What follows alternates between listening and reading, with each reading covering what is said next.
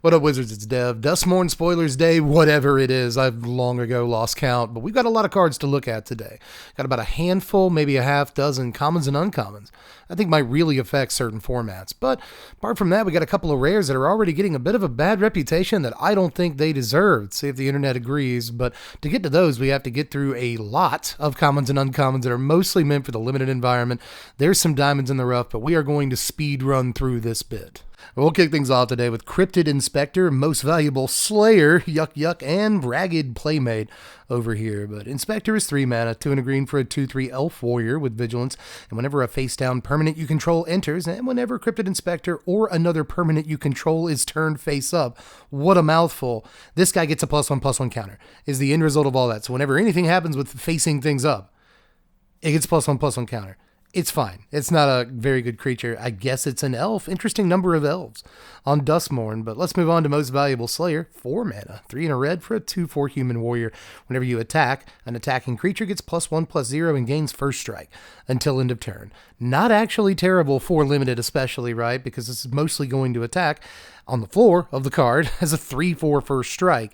That's not terrible, but being able to give any creature that buff is even better, I would say. But we'll move on to Ragged Playmate. 2 mana, 1 and a red for a 2/2 artifact creature. This is a toy. You can pay 1 and tap it, and a creature with power 2 or less cannot be blocked this turn. So the power 2 or less theme is going to keep going on in this set. I feel like we're filling standard with a bunch of these cards, but they're pretty important in limited as well because they're their own little sub-theme in every limited that they're involved in. And Raggedy Ann over here is pretty decent in the right deck. She's an artifact. She's a 2 mana 2/2. Red's looking for just that stat line sometimes, right? It can be hard to find in red on occasion, but apart from that, it's actually got a pretty decent activated ability too. So not the worst card on the slide by far. Next, we'll look at Friendly Ghost, hilarious, Hardened Escort, also kind of a funny name when you think about it, and Vanish from Sight, not funny at all, but Friendless Ghost. Friendless Ghost? Stop talking about yourself, Dev. Friendly Ghost over here is 4 mana, 3 and a white for a 2/4 spirit with flying. When it enters, another creature gets +2/+4 until end of turn. The flavor text is a laugh riot, but in any case, this card's just kind of normal. 4 mana, 2/4 flyer. I guess you could do worse than that at common, but there's also Hardened Escort. 3 mana, 2 and a white for a 2/4 human soldier. Okay. And whenever Hardened Escort attacks, another creature you control gets +1/+0 and gains indestructible till end of turn. We're kind of talking a little bit, not for standard, but for these survival decks in limited. This is yet another way to make sure that your creatures with survival can make it through a combat step. So that's okay. But then there's Vanish from Sight. Classic Removal, 4 mana, 3 and a blue for an instant. The owner of target non-land permanent puts it on the top or bottom of their library, and then you surveil 1. So cool that it's non-land permanent. Cool that it's not just a bounce. Cool that it's got some gravy, right? But it's still a little bit too expensive. Well, let's keep it pushing here and look at Resurrected Cultist, Innocuous Rat. I bet he's not so innocuous, but there's also Fear of Abduction here with an actual, like, they took it literally. It's an alien. But anyway, we'll look at Resurrected Cultist first. 3 mana, 2 and a black for a 4/1 human cleric with Delirium. If you have Delirium, you can pay 4 mana and return it from your graveyard to the battlefield with a finality counter. You can only do this at sorcery speed. Again, pretty good for limited specifically. I don't really think it goes anywhere outside of there. A reanimatable creature is always kind of good, but these have to be like really good still to see standard play. We've got a few that don't see enough standard play, like Forsaken Miner and stuff like that. So I really don't have a lot of faith in this as far as that format goes. But in limited, it's always going to be nice to have something you can bring back. Now, Innocuous Rat over here. Let's get a good look at this. Let's see if it's so innocent or not. This is 2 mana, 1 in the black for a 1/1 rat. When it dies, Manifest Dread. See? Told you. That's actually even larger. So when it dies, it Obi-Wans, you know, it becomes even more powerful than it once was. So that's kind of nice. Getting a 2/2 and some graveyard shenanigans is not bad. I mean, just throw this guy down as a blocker. It's all he's going to do. Poor guy, you know, but when he dies, you can get some pretty cool stuff out of him. So I don't mind him.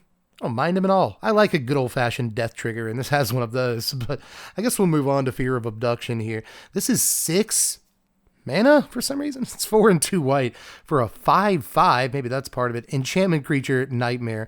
As an additional cost to cast it, exile a creature you control. Ugh. It also has flying. And when it enters, exile target creature an opponent controls. Bet you saw that coming. When it leaves the battlefield, return each exiled card to their owner's hands. You see, this is slightly different. This is a little bit different than you might imagine it would actually be. You know, you expect this to return the cards to the battlefield, but instead, hands. So that's actually not terrible in some ways. It costs 6 mana, so they made it as bad as they could. That's probably not as good as a lot of other 6 mana options we might have in Standard. Are you playing this or are you playing the Eternal Wanderer? I'm playing the Eternal Wanderer 10 times out of 10. But that 11th time, I'm not too sure about, right? Like 6 mana is too much, but at the same time, a 5/5 flyer that gets something off the table. Okay. Kind of okay, you know, and it gets it off the table for longer than you might expect, and then gives it like summoning sickness when they do replay it, and it ties up mana, and I don't know, man. I just like this a good bit, but also there's aliens on it, which looks like a little weird for a Magic card, but I guess they're about to do the space set relatively soon, so let's get used to aliens. I actually have, and I shouldn't take this much time during this section of the video discussing this, but I do have a theory that Duskmourn is Earth. I do. I have that theory. Duskmourn is Earth. I mean, we could talk about that, and maybe I'll do a video about it, but I think that the fear of specifically alien abduction, aliens that look like this, that's a pretty Earthling fear, you know what I mean? So there's much harder evidence than that, but we'll get to it maybe in a different video. But we should move along here. We don't have too many more of these whatever cards before we start getting to stuff I really like. So Flesh Burrower is up next. That's There's also Intruding Soul Rager and Defiant Survivor, which is probably one of the better cards we'll talk about in this section of the video, but I'll start with Burrower first. This is 2 mana, 1 and a green for a 2/2 insect with Death Touch, and whenever it attacks, another target creature you control gains Death Touch until end of turn. This also has Nightmare Fuel flavor text, like so many cards in the set, but this is serviceable, man. I'll take a 2 mana 2/2 Death Touch. Something else gets Death Touch, I guess that's fine, but just a 2 mana 2/2 Death Touch, sure. I'll take that in limited a lot of the time. I love my Death Touch guys. Now, Intruding Soul Rager looks cool because it's a gold card and it's got really, really awesome art and whatever, but then it kind of disappoints me a little bit, at least. This is a blue and a red for a 2/2 Spirit with Vigilance. You tap it and sacrifice a room to have Soul Rager deal 2 damage to each opponent, and you draw a card. So it's not terrible. I'm not saying it's terrible or anything, but you sack a room? You sack a room for this, dude? You're sacking rooms for this, man? But I guess, like, the drawing a card is pretty sweet. You can do it at instant speed, too, so it's not like the worst thing in the world. You can attack with it and use its ability. Like, it's all kind of good, but I don't know if it's good enough to justify I'm going to sack a whole room. Man, I spent mana on that. I don't feel that way about any other permanent. I love sacking creatures and enchantments. When it comes to rooms, come on, it's too far, right? I don't know. But if this was just sack an enchantment for this tap down, like, I think that would be obviously much better, and I wonder if it ever was that at any point during design. And they're like, it's too powerful for limited. There's too many things want you to sack enchantments. It'd be too good. We don't want good cards in limited. I don't know. I'm bagging on it a little bit too much. It's not that bad. I like drawing cards, but I also like moving on to the next card, which is Defiant Survivor. This is 3 mana, 2 and a green for a 3/2 Human Survivor. With Survival, it works.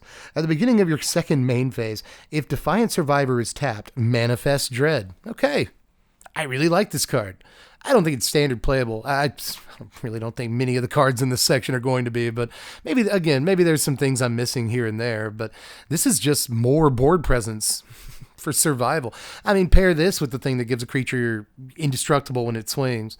Seems pretty good. You know, there's multiple other ways to tap down your own guys in this set. Plus there's crewing and convoke and stuff like that, but those aren't typically in this set. We have seen a couple of vehicles, right? So I guess there's that, but this guy just extra value. He actually pairs really well with a Head Shredder, like the rare vehicle in green. They're in the same color. They're on curve together.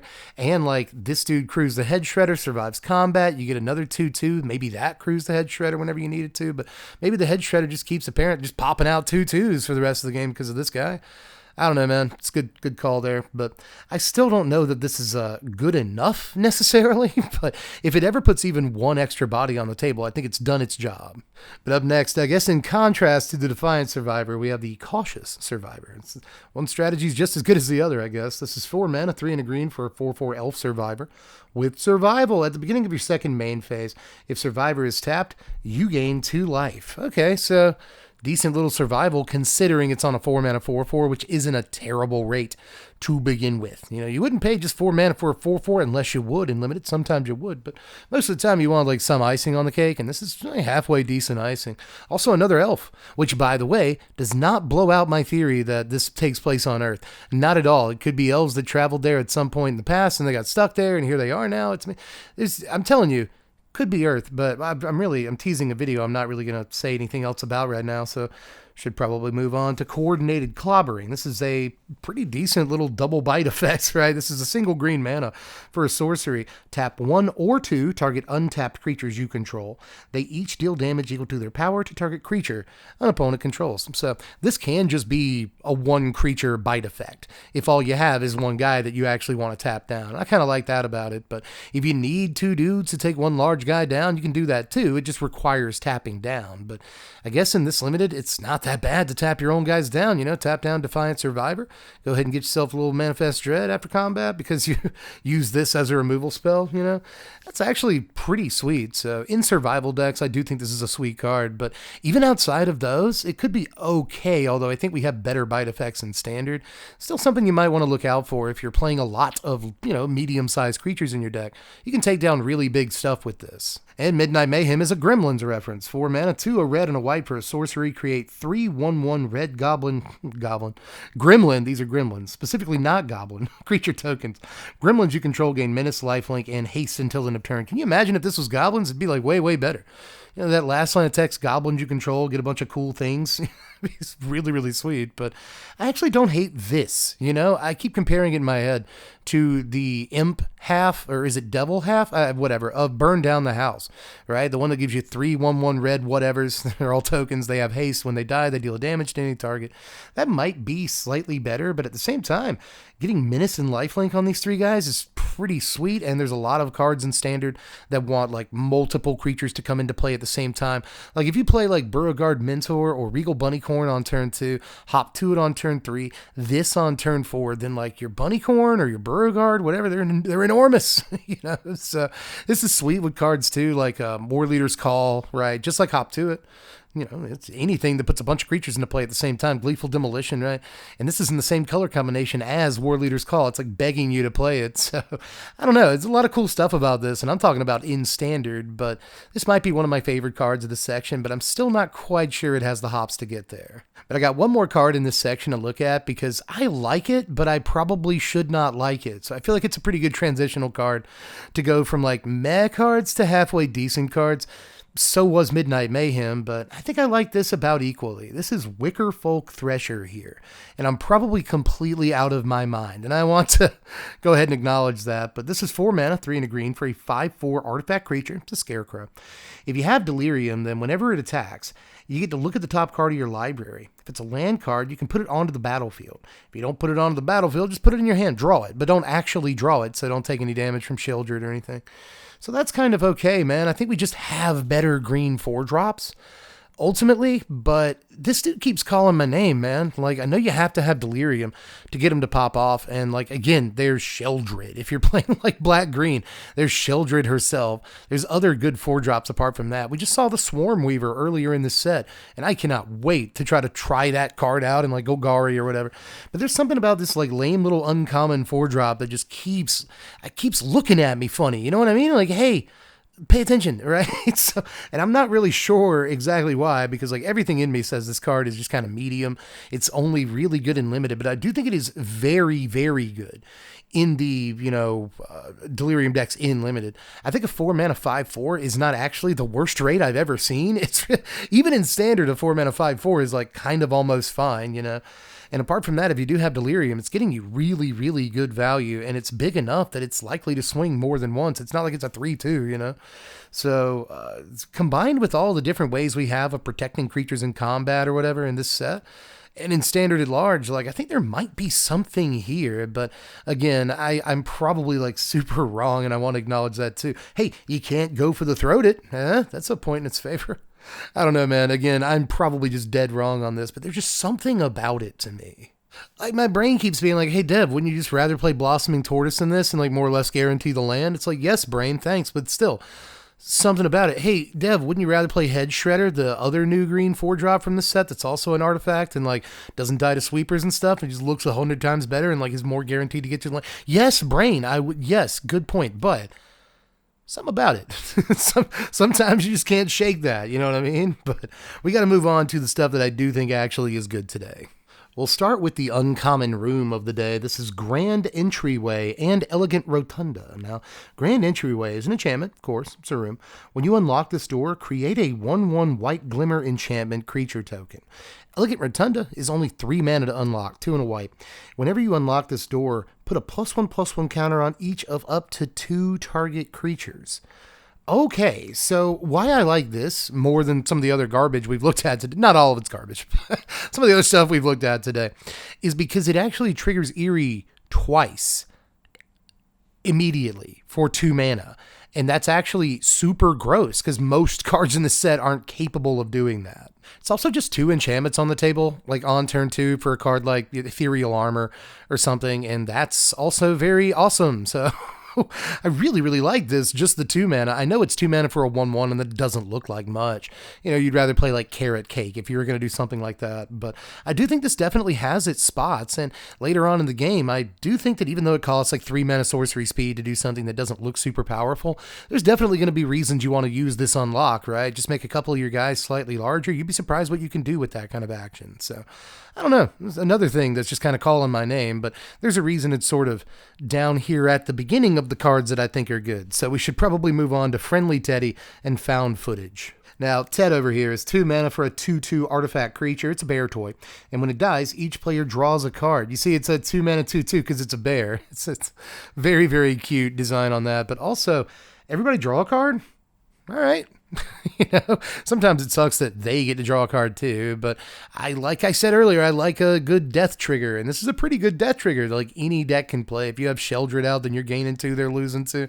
You know, there are worse things than this. So I like this card. I think it's just good old-fashioned value, but Found Footage is sweet too, man. This is a single mana for a clue. Yeah? You may look at face-down creatures your opponents control at any time, but you can also sacrifice Found Footage for 2 mana to surveil 2 and then draw a card. So that's the good part of the card. It's a nice little egg, man. Just a single mana for a thing that eventually lets you surveil 2, draw a card. That's almost draw 2, you know what I mean? But it also just puts stuff in your graveyard for when you want to use it later or whatever. Tuck it safely away. So I don't really care about the face down thing. Yeah, it's not really a big deal. It's just the smallest amount of extra. What's that worth? Like an 1/8 of a mana? You know what I mean? I don't know how much that's actually worth, but I guess when you use it, you'll be happy you have the ability to. But mostly just a cool little way to like play a 1 mana clue that gives you a lot of value over your normal version of a clue. But now we're getting into unbelievable stuff that might be better than some of the rares from today. Let's look at Optimistic Scavenger and Gremlin Tamer. Now, Scavenger is a game-changing Magic card. I promise you. This is a single white mana for a 1/1 human scout with Eerie. Whenever an enchantment you control enters and whenever you fully unlock a room, put a +1/+1 counter on target creature. Whenever an enchantment you control enters, put a +1/+1. Are you serious? Are you sure, dog? Like, this is very good for anything Enchantress based. And I'm talking Commander mostly here. I think that every single enchantment space Commander deck is going to end up playing the one of this guy, right? But I also think this has real relevance in Standard because it is not hard to make a couple of enchantments, maybe even some of them creatures, right, come into play on turn 2 on your side of the table, and then you start really jacking up the PT levels for that part of the game.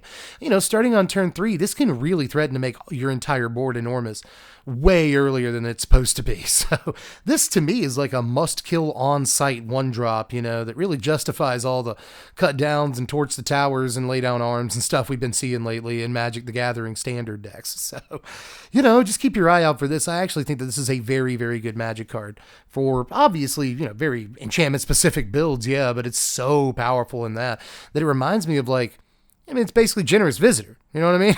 that was a really, really good Magic card. So just keep your eyes peeled. It's a good card. But Gremlin Tamer is up next. This is a white and a blue for a 2/2 human scout with Eerie. Whenever an enchantment you control enters, and whenever you fully unlock a room, create a 1/1 red gremlin creature token. So, young Pyromancer. But enchantments, it's disgusting, man. It's really, really good, dude. Like, I know that enchantments like tend to cost more than instants and sorceries do, so this doesn't look as good as a card like, you know, Pyromancer or whatever. Playing enchantments do just about anything, you know. Enchantments can remove creatures for a relatively low cost. Enchantments can be creatures, so can artifacts, but there's a whole slew of good new enchantment creatures in this set, so you got to point that out. There's a lot of really cheap auras that do a lot of cool stuff too, so I don't don't know, man. Again, it seems like on turn 3, you could just fill the board with dudes. And that seems like the kind of Magic I like to play, is all I'm saying. Good couple of Magic cards on screen. But there's 2 more uncommons to look at today, but again, these are more relevant, I think, than some of the rares we're going to end up looking at. So take a really good look at Withering Torment here, and tell me if it says something it probably shouldn't say, because I think it does. This is 3 mana, 2 and a black for an instant. Destroy target creature or enchantment.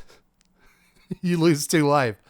So in case you're new around here, I know there's a lot of newer players because Burrower brought a lot of people to Mtg the Gathering. So I've got more views this preview season than I usually get by like a couple thousand. First, thanks for that. I really appreciate it. Hope you stick around. I hope you're enjoying your time around here. But in case, again, you haven't been playing Magic like super long, Black isn't supposed to be able to just destroy enchantments. Like, they've printed a few cards in the last 5 years that make your opponent sacrifice an enchantment, and they usually cost like, 3 mana around the same rate. But your opponent gets a choice, Sometimes they'll have more than one enchantment, especially in a set like this. They'd almost certainly have more than one enchantment in like limited, right? But this just lets you point and click destroy an enchantment, and there has literally never been a black card in the 30-year history of Mtg the Gathering that can do that. A mono black card, at least.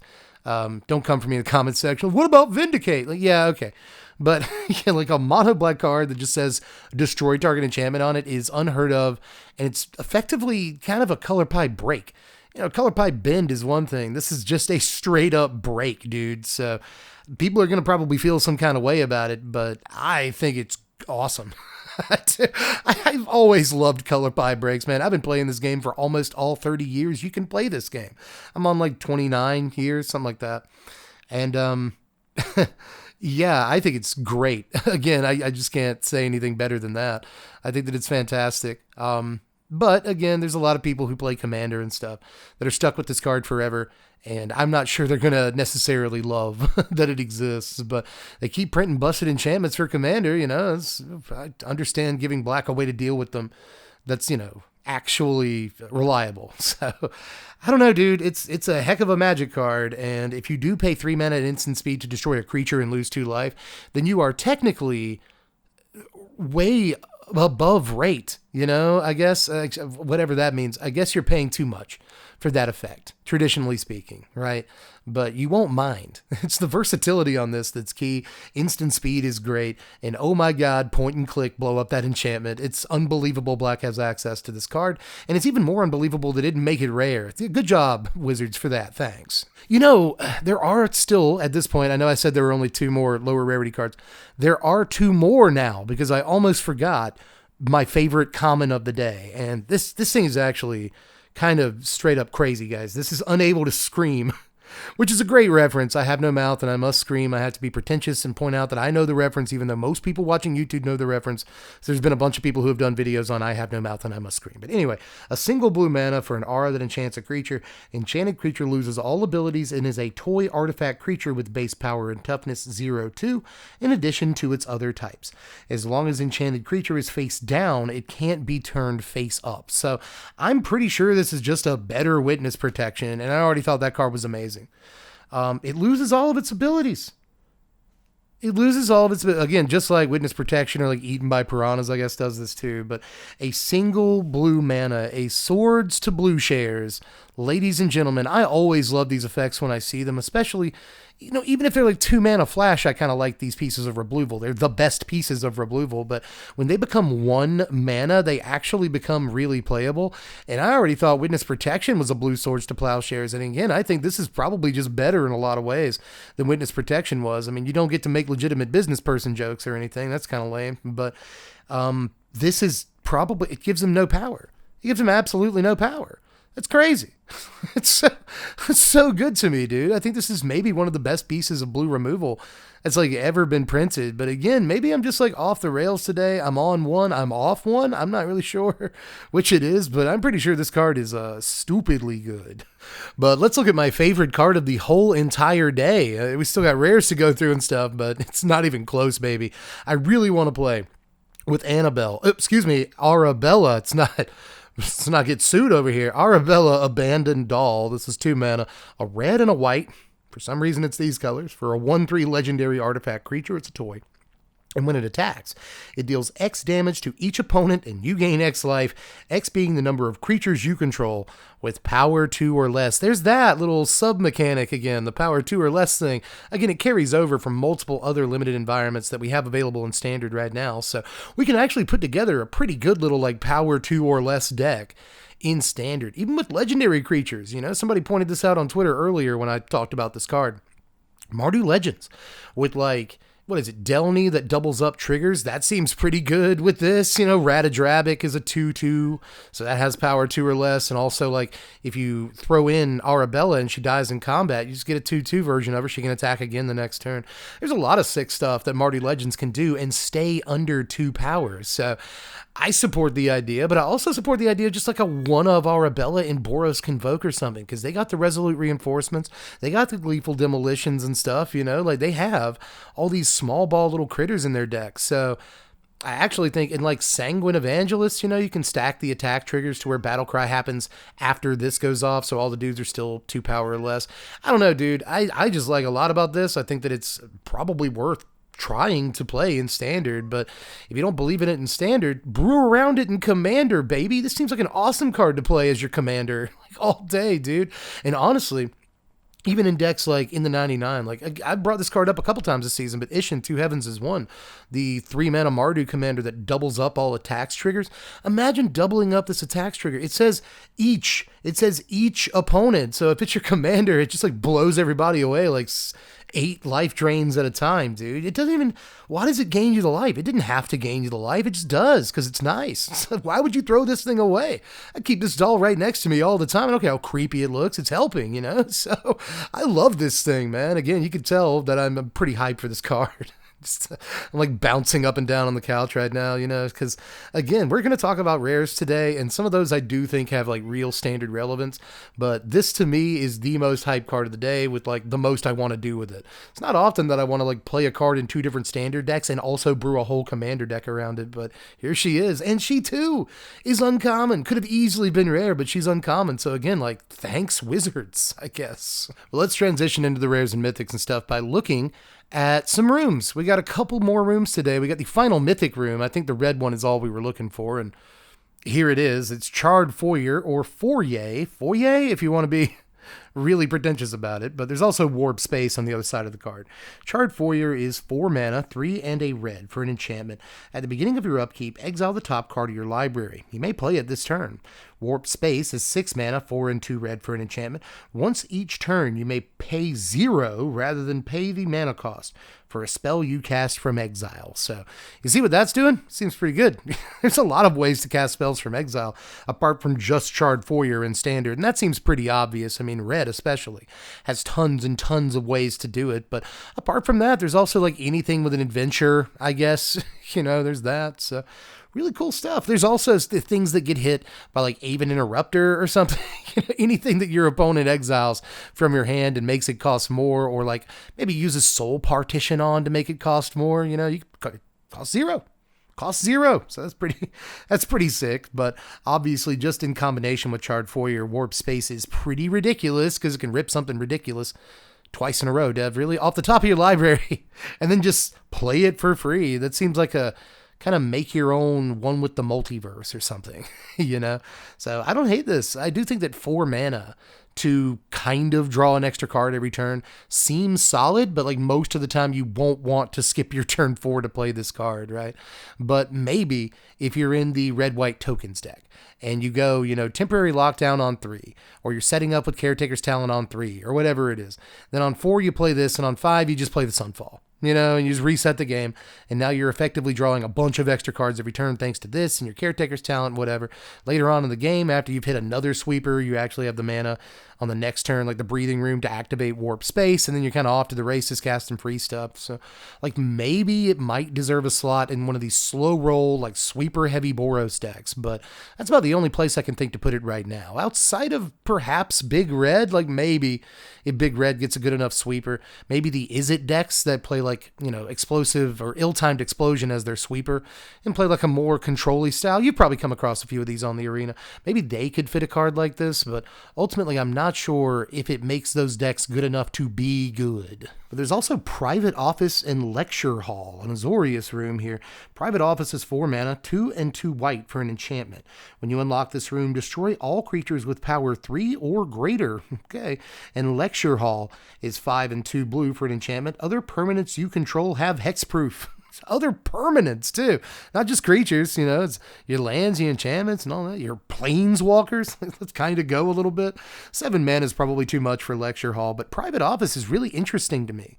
Like very, very interesting, you know.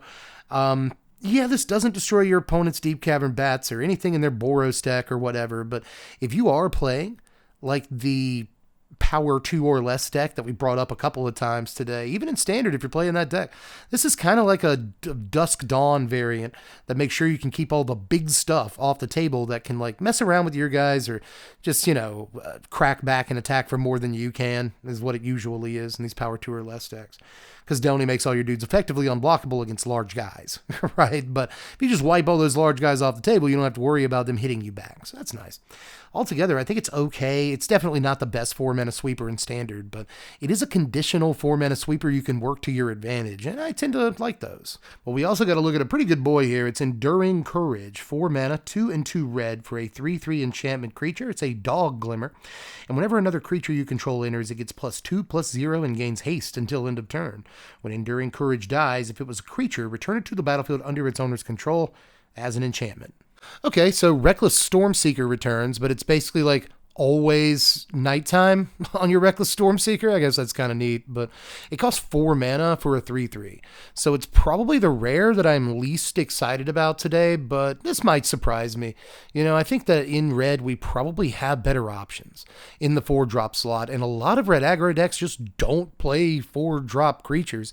And the sort of big red decks that did do kind of well in MTGO League this season all played Sunspine Links in the 4-drop slot, and I'm pretty sure that's a better card than this. But if you are looking to resolve Terror of the Peaks or, you know, some other 5-drop monster, you know, Bonehorde Dracosaur or something, then on the next turn, then this seems pretty formidable. That's why I think it probably goes more in like a big red deck than anything else. You know, again, I don't think this is a mono red aggro card, especially the way we're building mono red right at this second, but if you are looking to go slightly deeper in the game than the average aggro deck, then I think this is a 4-drop you want to look at. But next we'll have a look at Abhorrent Oculus here. 3 mana, 2 and a blue for a 5/5 eye with flying. 3 mana, 5/5 with flying. What's the downside? Oh, there it is. As an additional cost to cast this spell, exile 6 cards from your graveyard. Delve 6 to cast this at all. At the beginning of each opponent's upkeep, manifest Dread. Well, I've seen a lot of people on the internet today say that, hey, Ziggy's here, by the way. I've seen people say that, but what I've actually heard people say is that 6 cards is too many cards. And you're not going to ever play this on turn 3, making him bad. Why does that make him bad? I'm not too sure. Like you have to play cards on curve for them to be good. Not always, you know what I mean? So I think for 3 mana, this is actually halfway decent, man. It reminds me of Delve creatures, you know, Gurmag Angler and stuff like that. Having 6 cards in your yard is a little easier than I think people think that it is. Like I've been playing these like Lurgoyfy, you know, decks for the last couple of years now that just mill creatures into their yard for the first few turns of the game. You get 6 cards by turn 3, like not easily, but kind of easily. And even if it's not turn 3, cool. Play them on turn 4 with a little bit of protection up. You know, you got 1 blue mana left or 1 whatever mana left after that. You'll be fine. I don't know. I could see this dude going in like Sultai mill decks of some kind, right? Just a 3 mana 5/5 flyer is always going to be good. And he does more than that. He kind of, as long as he survives your first turn, he gives you a 2/2. That also gives you some kind of graveyard synergies. So, you know, that'll make the second one easier to play in some ways, you know, because this is putting a card in your yard every turn for sure. But still, you know, even if he puts like 1 body on the table, then like that's a Scathe Zombies, a 3 mana 2/2. You don't want to go playing Scathe Zombies, but you know, you get rid of a removal spell from their hand and this leaves behind some value, and that's always good. So I could see some sort of graveyard focus, like mid-range deck, actually making really good use out of this. So I wouldn't call it useless yet. I'd keep your eye on it. I'm sorry. I'm so sorry, but I would keep my eye on it. But so far, at least, the final card of the day is Valgavoth's Onslaught, and this is a card a lot of people are calling not great, but I'm going to call horse pucky on that. I think this card's actually pretty sweet. This is X and green for a sorcery. Manifest Dread X times, then put X +1/+1 counters on each of those creatures. Okay, so let's do some math. And to do that, I have to put my glasses on. There we go. All right, so that's 3 mana for a 3/3, 5 mana for 2 4/4s, 7 mana for 3 5/5s, okay, or 9 mana for 4 6/6s. Am I right about that? This just scales really, really well, man. I mean, I know you don't want to pay 3 mana for a 3/3, but I might pay 5 mana for 2 4/4s. I might do that in the right situation. And I'm sure I would pay 7 mana for 3 5/5s given the right situation. I mean, the scalability on this looks absolutely wild to me. And it's not like you'll never have 9 mana. Certain decks will absolutely have 9 mana occasionally to rip this off the top of their library, late in the game, and just make a bunch of 6/6s, do something about that. You can't? Well, that makes sense that you can't do anything about it. I guess I win. Also, it's not quite just 3 mana for a 3/3, 5 mana for 2 4/4s. If you pay 3 mana for the 3/3, you also kind of get to mill a card. If you pay 5 for the 2 4/4s, you get to mill 2 cards, and this could be pretty important in your game plan. If you're just trying to get cards in your graveyard, but also put bodies on the table, 5 mana for 2 4/4s, probably going to do some blocking at the absolute very least and can easily pressure your opponent's life total too. But once we start getting to 7 mana for 3 5/5s, I think we're actually in a real grown-up conversation about how good this card might really be. For instance, consider this in a ramp deck with Vaultborn Tyrant, a card that a lot of people really like. You see on the arena all the time, good reanimation target. People ramp into it, blah, blah, blah. So you have to have 7 mana to get this onto the table unless you're reanimating or Smuggler's Surprise. People do that with the card too, but you do have to have a lot of mana to get this card on the table for the most part. So once it is on the table, if you are able to use that same 7 mana to Valgavoss Onslaught and get 3 5/5s, all at one time, then what are you gaining? 9 life and drawing 3 cards? Is that worth it to you? And that's just with a Vaultborn Tyrant out. I mean, in most situations, I think 3 5/5s are going to do something. But that is all of the Duskmourn previews for today, everybody. We made it through a few more rooms of this house, and there's not too many more left. Now, tomorrow, there are a lot of previews scheduled on the docket here. It looks like there's well over 10 or 12 content creators and different publications that have previews scheduled. So another big batch tomorrow. Here's hoping there's a lot of really good cards in that one too. But let me know how you felt about everything from today, most importantly. I know it was front loaded with some stuff that wasn't great, but again, maybe I missed the quality level on a couple of those cards in either direction. So let me know about it. And more importantly, or just as important really, let me know how you felt about the cards I thought were better than the internet did today. But I think we can all agree on Arabella, right? That card's so good. I cannot wait to play with that thing. But anyway, that is all. I will play with dolls. Grown, I'm 40 years old. And I want to play with dolls. Arabella looks incredible, but that's all I got for today. Just do the YouTube stuff on your way out, right? Like button, I guess. It's the one that looks like a thumb. It's down there. You can sub to the sandwich. I need more subs. They're delicious. Yum, yum, yum. I like subs, but there's also, that's embarrassing, but there's also some other stuff you can do. You want to check out the Patreon, you can do that. Just $1 a month to support the content. Follow me over on Twitch because Thursday we're going to do the full set review speed run. You want to see me subject myself to that. And of course, anything else that I haven't mentioned yet. If you can think of it, do it. Anyway, I'm basically donezo over this onezo, so I'll catch you cats later. I'm Deb from The Place. Thanks for watching, Wizards. Spread love and be kind.